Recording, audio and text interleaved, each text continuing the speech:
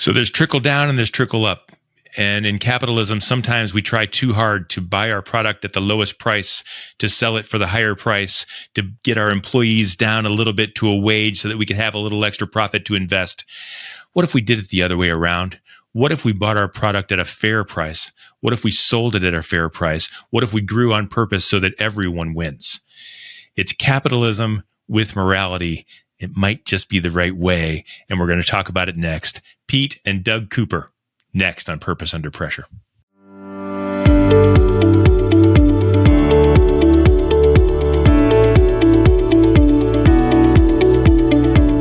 The heat is on. Let's get cooking, or in this case, let's get brewing. This is Purpose Under Pressure. It's a podcast about people, business folk like you and me who are on purpose with a why, and how we put that why to work, and then what happens when the pressures rise to try to knock us down. That's what the show is all about. If you're here, it means you've seen it once before, or maybe you're brand new and are trying to decide whether you like it.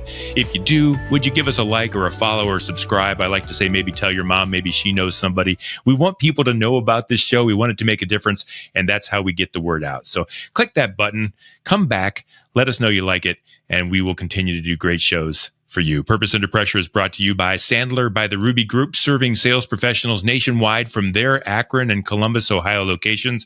They are also in Jacksonville, Florida. They do it right. They do it well. They are one of the highest performing Sandler sales training affiliates in the nation. There's a lot of them, but the Ruby Group does it great. I think they're top 2 or top 3 at this point. And that's really saying something. If you own a business or an organization, or you're a sales professional yourself trying to make yourself better, I highly encourage you to reach out. Check them out online at therubygroup.sandler.com. Today, we are talking about purpose in a way that actually inspires business. In other words, making a difference, doing the right thing, being an agent of change actually becomes the business. And that's pretty awesome. It's not just going to work. It's making an impact. And we're also talking about pressure, because this is the father-son team doing that work. My guests today are Pete and Doug Cooper, co-owners of the Goldberry Roasting Company in Ashland. Welcome to Purpose Under Pressure. Thanks, Bryan. Thank you for having us. I've known you guys for a long time. Doug, I've known you longer than Pete, but that's because we're old. Yeah. That's because we're right. old. And Doug, Pete, I know you are a product of a great man. And Doug, I'll tell you that I am very comfortable speaking with you about that, because I know you've done some great things. I know your heart. And I just, before we even go further, thank you for all the good you've done in the community and in the communities you serve, because you really have made a difference. Well, that's nice of you to say. Thank you. Obviously I never think I'm doing quite enough. So I know it's good to hear that encouragement once in a while.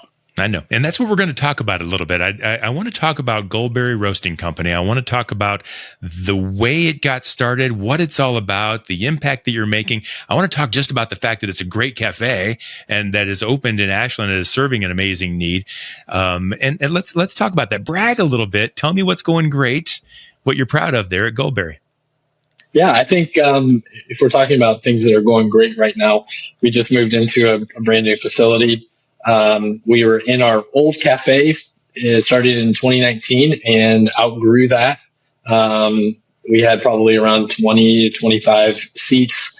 Quickly outgrew that. We're now in a facility where we have double the capacity for not only for seating, but for roasting, for packaging. We have a second cafe as well that started, 2020. Mm-hmm. That's on the college campus at Oberlin College. That is just doing great. College kids drink a lot of coffee, and so we are the benefits of that. And then, seriously, 3 days after we opened at our new location and thought we were going to be able to settle in, we got another opportunity for more expansion and growth in Brunswick, Ohio. Wow. And so we're excited to be opening a third location inside of a brand new food hall and market that's being built, Market 42. Market 42, Brunswick. Yeah. So we'll be the coffee shop there on their campus. And that will happen end of this year, I think they're hoping. So, we've got all that going on. We've got our online growth. We ship to 43, 45 different states last year. Throughout the country. So if you're not in Ohio, if you're not in Ashland, you can still get your hands on our coffee. And then we have a pretty robust wholesale that's growing. And we have a trailer. So that's a big thing right now. The mobile coffee trailers, we got a vintage 1959 Bulls Arrow trailer that we're refurbishing. Should be done here in the next few days, and we'll start getting it out to events and weddings and things like that. So just a lot of growth going on right now, which is really exciting. It's amazing how when you come into the cafe, you just think it's a cafe. Hey, they just opened a store and they're going to give me a cup of coffee and I go home, and yet all these big things are going on behind the scenes. Doug, when you started this, and we're going to talk about the history of it, did you see this level of what it's become? Probably not the way it's happened. I had hoped that it would be thriving and very much sustainable and growing, but Pete and I balance each other. We differ in our areas of concentration. I started out just roasting. Serving a cup of coffee was not in my imagination at all at the time. I just wanted to roast coffee. I wanted to help coffee farmers. And I wanted to roast as much coffee as I could and sell it so we could help more farmers and maybe make a living too. And then when Pete came along and said we really have to do the cafe thing, I was kind of like, yeah, they might stop by and get a cup of coffee once in a while. We'll stop roasting and wash our hands and serve them a cup. And that I was too small-minded about that. The cool thing is that we are roasting. We have 2 roasters here, and we can roast a lot of coffee, and we can roast more than we're currently roasting. But we're getting a footprint that's more than just regional. And it's like our coffee shops are just showrooms for what we do on the roasting side. We have a running inside joke. People will come in and say, "Oh, what a cute little coffee shop," or "I work at a coffee shop." And I'm always like, it's not a coffee shop. We're a coffee roastery. And there is a distinction, and we want people to know that we aren't. If you want to say we're a cute coffee shop, that's great. We'll take that all day long. But we really are. We're a roastery that happens to have a coffee shop that also does really well. The other inside joke that my family and Pete and all of our crew remind me of is right at first, I said we're not going to do lattes. We're not going to do syrup. We're going to do coffee. And if you don't like coffee, then you can go somewhere else. Yeah. And now we have 492 syrups. Not quite that many, but it's more than one. More than one, and, which is one more than you thought you'd ever have. Yeah, but we've done all of our espresso drinks. We do the classic Italian way. Everything we do with we try to get the top ingredients and as pure and natural as possible. So it sits well with me. But a lot of our growth has been because that was suggested by Pete and others to branch out that way. And I finally relented, and we did. And that's a tribute to him and to them. So, Pete, I want to talk to you about that. Doug, I want to come back and talk about, you mentioned farmers and helping those areas and communities. I want to talk about that purpose, because I think that's where this all began. Pete, as far as purpose goes, this vision for serving more people, because that's something too, right? We can't just do what we do in a vacuum and for a couple of people and our mom. We want to be able to serve many, many people. Is that more of your purpose, like the growth and expansion and being able to create the viable business? Is that what drives you? Yeah, I think just our different stage of life. I'm younger. I've got a young family. And so I kind of view things as this is something that I want to set up for my kids down the road. And so I am more of the forward looker in that regards, in terms of how is this going to look in 5, 10, 15 years, striking while the iron's hot, because you never know when these opportunities are going to stop coming up. You can't just guarantee that you're going to keep getting opportunities for growth, but also doing it in a way that's smart. And then on the other side, I think, it's the balance of, he's kind of looking at this as in the next 5 to 10 years, retiring. And so making sure it's stable now, and that we're not growing too fast, and that we're able to enjoy it now as well. So yeah, I think that's probably accurate. That's more my mission. Bryan, our mission is to make life better. I'm paraphrasing just a bit here, but to make life better for people who drink, serve, and grow coffee. And so also one of the balancing things, and it's good balance, is that Pete does push more. He is more thinking about expanding both our, what we provide, but also our surface area of service. And that's good. But I've also been struck by the hot iron. I've been burned by the hot iron. And when I think about, we now have, give or take 50 employees and growing. And when I think about that, I've been to the point where I didn't know how we were going to make payroll in business before. I didn't know if we were going to be able to stay open another month. And so a lot of my concern is that we have customers to take care of, and we have a product to bless the world with, I think. But also we have, because Pete has a family, because I have a family, because we have 50 people who are trying to make some money and have a good life from this. I'm a steward of that as well. And one of the things I told Pete is the very thing that makes you most aware of how to navigate crisis is to go through crisis. And I never want him or a company to do that. And yet once you do, it's indelibly imprinted on you to make sure you avoid it in the future. One thing he tells me, which is true also, is, but you got to take risk, and you can't make money without spending money. So it's a good combination that you learned before. So I want to ask this, Dad, how do you keep from overbearing to the point that Pete doesn't have to feel what you felt? Pete probably needs to feel the risk of what happens if I don't make payroll. Pete probably has to feel that risk of what if this fails that you went through and made you a better businessman. How do you guys balance that, knowing that you've done it, Pete's learning it, and you're trying to keep him from making the same mistakes you made? However, you've learned from those mistakes. How does that relationship work? I'd like to hear Pete respond to that first, and then I'll add to it. I don't know. I think first off, I don't think we're totally unaligned in that growth needs to make sense and come organically, and that we can't force things. And that's what, so far, all of our growth has been through opportunities that have come to us. We have not really gone out and pushed it or tried to make things happen that weren't really there or seemed like they were far-fetched. I think we've been really strategic in that. And so I think we're probably more aligned on that than maybe he would sometimes say or feel. But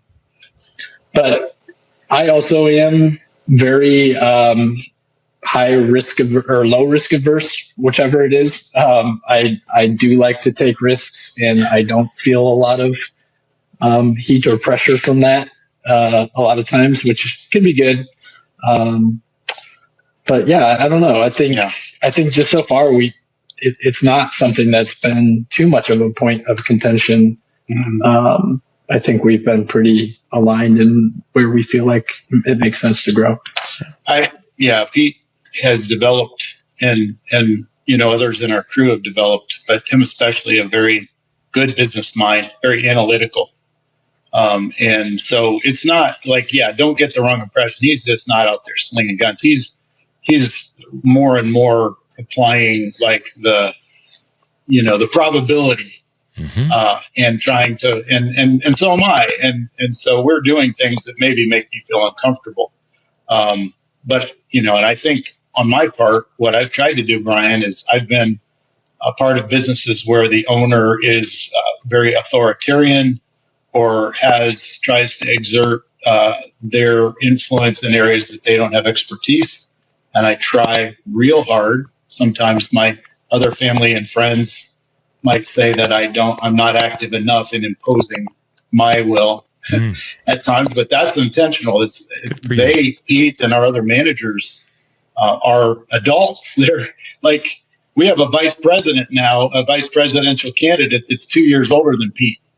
And as of yesterday, and they're old enough to run the world. Yeah, buddy. So they certainly can be trusted to run a coffee business. And my thing is just applying, I think, kind of the spirit of the dadness of the business, the accumulated experience and wisdom that comes from only being older and being through more things. Yeah. That's the most of the value. They've got everything else handled. I feel like each of your strengths help solve another person's missing spot. And I think that's a really unique relationship. Pete, I don't want to let you go here. I wrote this down. I don't think I've ever heard low risk averse before. I think that's really cool. You're low risk averse. That's that's tremendous. Yeah. I don't know if I said that right. No, I don't care if you did. We just made something up there. I think low risk averse is good. I think we need more low risk averse in business nowadays. Doug, take me back a little bit to the beginning of Goldberry and talk to me a little bit about the mission and the purpose of the farmers and the folks that you're serving by helping them to grow their coffee. I know that's about purpose as well. Yeah, it's such a long story, and I'll keep it shorter. Good luck. Yeah, really, I got into this because I learned about coffee. I as I drank it and got more deep into that rabbit hole of roasting at my house, I just studied it and learned it. And part of what I learned was the economy of coffee and how all of our good coffee is grown in places that most of the people are struggling to grow good coffee, and that their economy is reliant on growing and selling high quality coffee. And really my passion was to roast coffee because it's pretty simple to do. You can do it well or you can do it bad, but doing it well is possible. And to try to work with farmers who needed an outlet in the U.S. to sell their coffee and make more money. And so that was really the start of it. I thought we could have Goldberry Roasting Company could do that, And what I found out when I started working with the farmers in Mexico specifically, that there's a ton more to it than that. On one side, there's the roasting and having a business and perfecting that and refining your processes and your product to the point that it's sellable and it has a footprint. On the other side, with those communities that are growing coffee, there's usually a lot of other infrastructure deficits that come with it. So we started this non-prof and we started a for-prof at the same time. One, to help with the, actually the marketing, selling of coffee in a for-profit platform. And then the other, a nonprofit platform to do the spiritual and social and economic development of those farming regions, where we could actually invite other people to participate by donating and by being part of what we're doing, the work there. So those two ideas have grown up together. And, now we have we're working directly. We've worked directly with farmers in Mexico for 14 years. Started at a time when their coffee was really, really bad because of the poverty and their inability to take care of their coffee and their lack of expertise, to the point where now they have specialty grade coffee. And we're getting ready to help them export that into other parts of the United States and other parts of the world. In the meantime, we have a reputable coffee business that we can roast their coffee. We can start to use other directly sourced coffee and have an outlet that we can sell enough of it that maybe it'll make a difference for those farmers. And is it making a difference? Do you have some examples of change in 14 years? You've mentioned that the quality is better and different things. Is the quality of life improving for some of these folks? Yeah, absolutely. Now, first of all, I would say that, we've brought a lot of ideas and we've brought some money to the table. Probably in the last 10 years, we've invested $500,000 in donated funds. And first, a lot of organizations, that's not a ton. But in the area of Mexico where we work, it's pretty darn useful. And we've used it well. And we've collaborated with other entities to leverage it. But we haven't, it's not like the streets are paved with gold. It's not like everyone is a master of, their own destiny. But we have seen some of the farmers that we're working with now have gone from very primitive practices of coffee and selling their coffee for pesos on the kilo. A peso is worth they're 17 pesos and $1. Okay. So right now, so going from that to selling now for, like $4 a pound for their coffee, and doing very avant-garde processing, where they're doing things that are competitive with other very modern processing techniques that are bringing out, flavors and dynamics of coffee. Some of our farmers just recently that we're working with most directly are looking at investing in some land there to develop. And so that's something they never could have done before. And, we're seeing them, what one of our ideas is that they, you have these people from the villages that come in and have to pick their coffee right alongside the farmers who are working out there too. They're able to pay them more, and they pay them more. So that, it's this multiplier thing that happens. We're seeing more small businesses, more restaurants, more craftsmen pop up in the villages that we're working in. When we started there, teen suicide and teen pregnancy rates were the highest per capita in all of Mexico in the region that we're in. Fortunately, teen suicide has almost been eliminated in the area. It's still existent, but it's not at the rate it was before. Teen pregnancy isn't, but I guess if there's a trade-off, that's we'll take life over that, and there's over still the process. Yeah. There's still progress being made.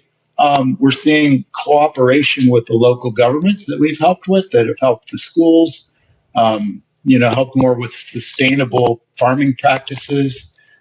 So we're definitely seeing progress, but there's a ton more to see. One of the biggest problems we have as managers and leaders is sometimes we're not focusing on leading and we end up doing it for our sales team. How do we coach our people to help them figure out what self-limiting belief that they have that's holding them back from achieving the levels of success that they know they're capable of? Help them flush out what we call their own head trash, that thing that's holding them back. So work with your team, lead by example, watch your team achieve greater levels of success, and watch your team grow, and more importantly, watch your company and your business grow. And so I want to get into the business part of this, but one more follow-up question on that, because Doug, I'm going to play devil's advocate. That's not how capitalism works. We go overseas, we find the cheapest way to get our products done, we ship them back here and sell them for as much as we can. Yeah. That's not what you did. Yeah. Well, Adam Smith, I can't, the father of free market economy, I believe it was him, said something about capitalism without moral restraint is, it fails. And that's where capitalism gets a bad name. I would say that we're as free market as you can be, because what we're doing is we're going to help people with a little bit of money. We're using a little bit of money. They're doing the work. They're investing their time and their effort into it. We are refusing to create dependence. We're helping them elevate the value of their product on the market, on the world market. Even it goes outside the commodity market. So the commodity market is irrelevant to them because they're creating a product that can be sold directly to the consumer, to the roaster. And they're going to be paid what that product is earned. So if we go away and they have good product on the market, capitalism has worked because we've elevated the value of the product, the inherent value of the product, and the consumer is paying what it's worth. And that's what the free market is supposed to be. Yeah. It's an exchange of value for value. And so we are also injecting sustainability that says we are benefiting from the product, you're benefiting from the price, and so we both benefit so we can move along together toward prosperity. Win-win. I think what you're talking about is kind of what they wanted us to do when we first got there. It was very much just buy our coffee, just buy it. Please. And so that's where the nonprofit came from. It's like, well, we can't buy it, but we need to support you somehow. Because we can't just say, well, develop your coffee, but we're not going to help you. And so it took 10 years. I think we finally got coffee 10 years after he started there. It took that long to develop it, to get it to the point where it was good, because we knew if we just went in and gave them money that like the coffee doesn't get better. And if something did happen to us where we weren't there anymore, then they're right back where they started. And it's not really helping them. Yeah. Two real quick examples. So three years. So when we went there, first thing I said to the farmers is, I don't know how we're going to do this, which they ultimately loved because I didn't have a prescribed solution. It took, and the second thing I said is, we're not leaving. So 3 years in, we're still not doing much. We did stuff beyond coffee, but we're not doing stuff. We're not moving the ball down the field on coffee production. And we sat around the table with the farmers, and they were mad and agitated at me. They said, because they were desperate, they said, you just need to buy our coffee. Just buy it. And I said, I can't. It won't. Number one, I can't sell it. And number two, this will do you no good. And I know you can't see it now, but it will do you no good. And so I refused to buy your coffee. And they're so upset. But we went away. My friend and I went away for a couple hours, and we went back. They were still meeting, and they said, they had a whole different posture. They said, we agree. You're right. Let's do it your way. We've been ignoring the truth. And so at 3 years in, most whether it's a missionary who's trying to get spiritual things done or a business, won't wait 3 years. No. So it took us 3 years to get that trust. It took another 7 years or 8, 9, 10 years to develop the product. And then just last August, I should say, of 23, they had developed this good coffee. And we said, well, we'll buy this much of it. And they said, well, you won't buy it all. And I said, I can't buy it all. And that's not going to be good for you. They were so disappointed. Yeah. They were so angry because they just want us. They want to build dependence. They want to be dependent on us because it's most expedient. And it took the restraint of us to say, and not that we're superior, but to say, like, I get it. I know what you're saying. But if we do this now, we won't work hard enough to make the solutions that have to happen for you to sell your coffee to more customers at the best price.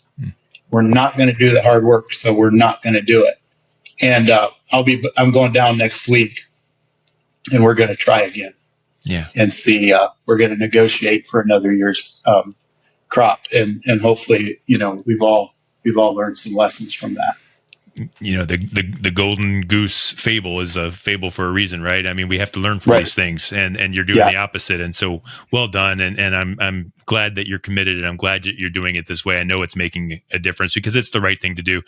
Pete, what's the future look like as you grow this business, as you take it to the next level, as your vision starts to take shape? What are the hurdles? What are the pressures? What are the storms that you can see already brewing that are going to try to knock you off course a little bit? I think we just kind of talked about this a little bit as a group, our group of like managers that we have. And I think as we grow, the biggest challenge that we're going to have is to maintain the thing that it is that people like about us.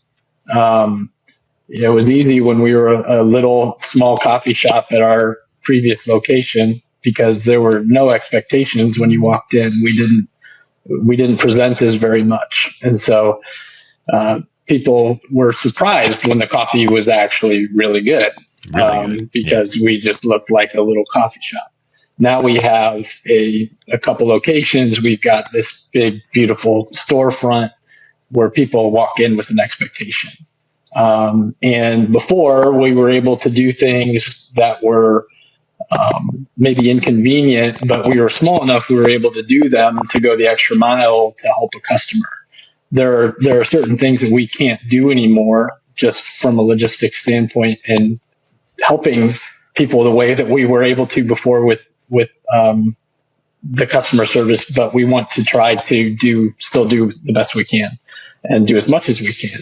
And so just as we grow, I think it's continuing to keep that spirit of like being a small family owned coffee shop, regardless of how big we get, and continuing to have the best customer service that we're capable of having and going the extra mile in the situations where we can, where it's not putting our own employees out and making their life harder to try to help somebody. But I think that's the biggest thing, is growing intentionally. And then as we grow, continuing to maintain the thing about us that people like, and that's a quality product, and just a quality atmosphere. We always, when we first started, like, it was friends and family. And so we kind of felt like, well, you have to like us. It's friends and family. And then more and more strangers started coming in and saying the same thing that our friends and family were saying. And they had no connection to us, just about the coffee's really good, the vibe's great.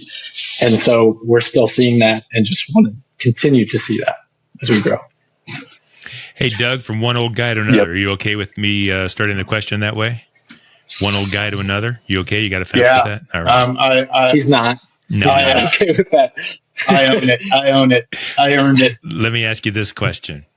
Okay. And all the good things that you've done in your life, and I'll say it, I know you don't have to accept all of it and pat yourself on the back, but I believe you've done a lot of good. What are you most proud of? Looking back on things, what would you say? Hey, Doug, well done, sir. Man, I'd have to say my kids and my grandkids. Like, it doesn't matter what business you're in, and my wife. It doesn't matter what business you're in.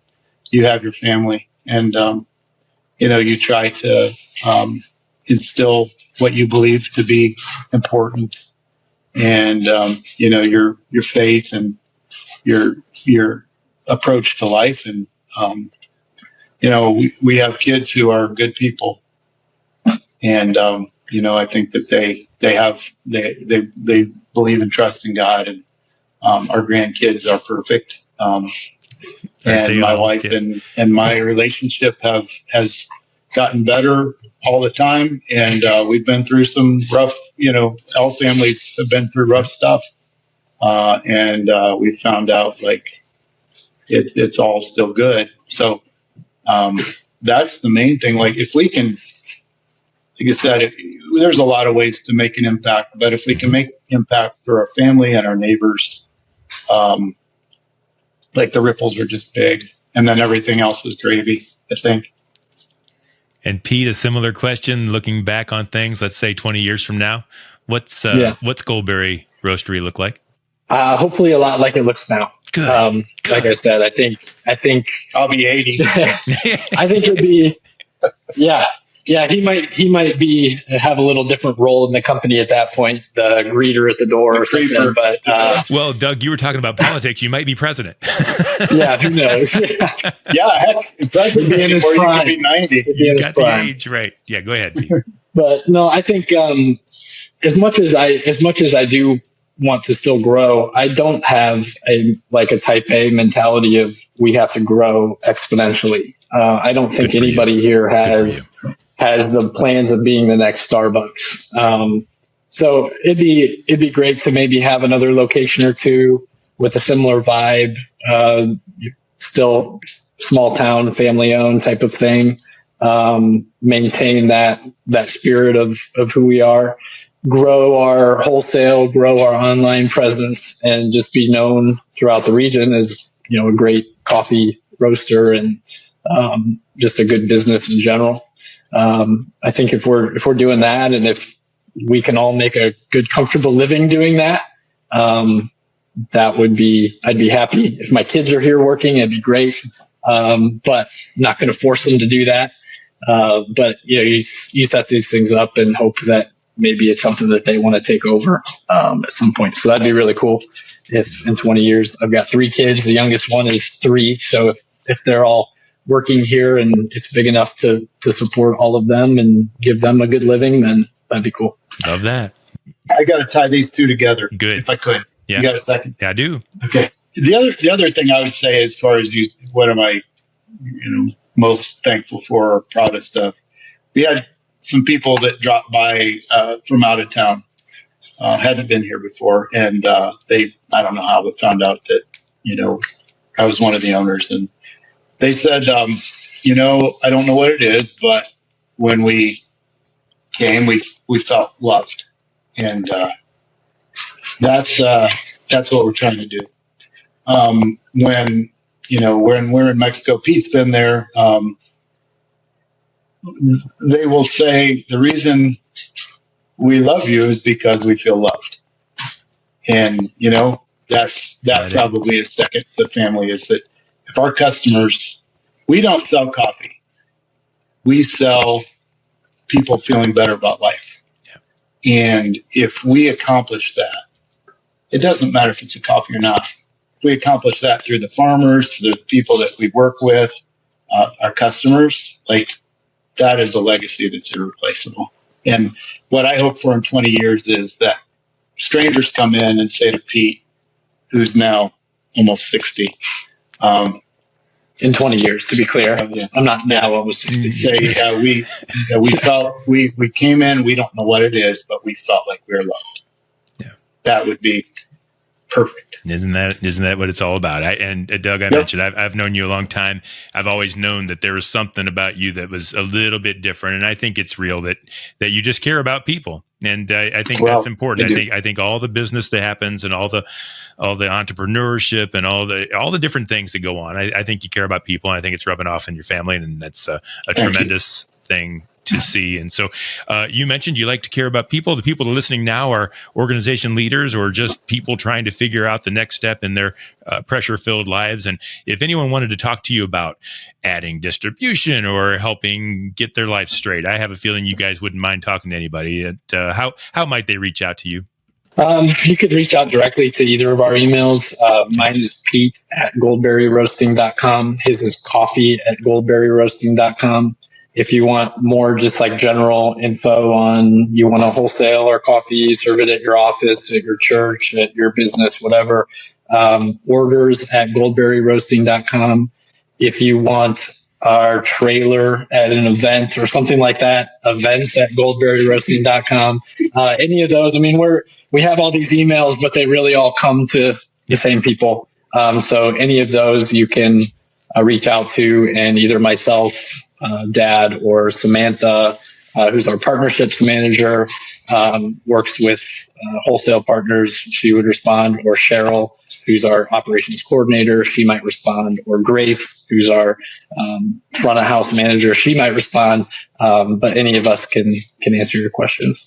Bryan, the other thing that I don't publicize, but I actually do some consulting with small businesses still too, to try to help apply some of the things that I've learned. And I don't like go out and pursue that. I'm not ambitious, but I do love to help people. Sometimes I even do it for free. Sometimes I charge a lot. Yeah. No, but that would always be a possibility too. It's coffee@goldberryroasting.com. Love that. And folks, if you're interested in that at all, I know Doug well enough to know he means it. So feel free to reach out and see where that goes. Folks, I don't know much about coffee. I know what I like. I like good coffee. You got it there. I like good business. You're doing it there. And I like good people. And that's you. And so I really want to thank you for sharing your story and opening up and sharing with our listeners about the business and the family you're building. Thank you very much. No, thank you. Appreciate it. Thanks for your nice words. We appreciate it. You got it. That's Doug and Pete Cooper. They're co-owners of the Goldberry Roasting Company right here in Ashland. It's great. It's a good vibe. I haven't been to the Oberlin location. I certainly am excited to hear about the Brunswick spot. Just congratulations to them and good luck to them moving forward. And I think it's been a good time for you to meet them and to listen to this show. This has been Purpose Under Pressure. It's brought to you by Sandler by the Ruby Group. Sellers are under pressure to perform, and Sandler helps them succeed on purpose. You're going to find all past episodes of Purpose Under Pressure at bryanmediastrategies.com/podcast and wherever you stream your favorite shows. We do this every week, and we will see you next time on Purpose.